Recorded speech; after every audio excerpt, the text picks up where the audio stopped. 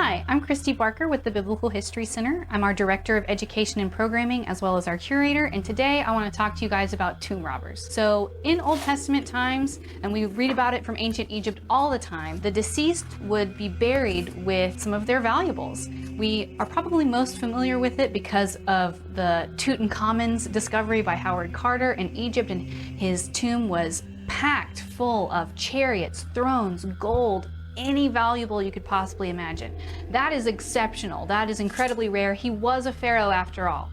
But even the common people would sometimes be buried with a few of their valuables, and this even translated over to ancient Israel occasionally as well. We would see necklaces, jewelry, nose rings, earrings, finger rings, beads, little jars that would have held incense or perfumes. All of these wonderful things, highly sought after valuables, would have been put in the tomb with the deceased.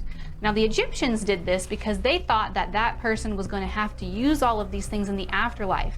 They thought that the afterlife was going to be just like this life, and so that they needed all of these things to entertain themselves and just to take care of themselves. The ancient Israelites didn't really think this so much. We're not sure exactly what they were thinking. It might be a leftover practice from the over 400 years that they spent enslaved by the Egyptians. But whatever the reason, we occasionally find ancient Israelites from the Old Testament time period would be buried with some valuable.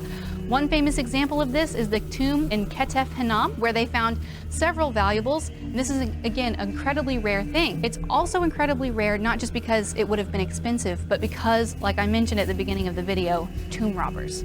So these are people who would go and steal these valuables from the tomb. It's not exactly like someone would be standing guard here 24/7 and sell these items on the black market for profit. Why are they raiding tombs here, right? Why not just rob somebody on the highway? I know that these people, right, they've all deceased. They're not going to fight me for their valuables. Whereas if I were to rob somebody's home or rob someone on the highway, they might fight back, and that might not be so good for me. So a lot of times these tombs have actually been ransacked centuries or even millennium ago. So the reason why the one in Ketef Hinnom was found fully intact was because the ceiling of the tomb had actually collapsed in, probably due to an earthquake or some type of natural disaster, and that made it impossible for anyone to actually be able to break in and steal these valuable items.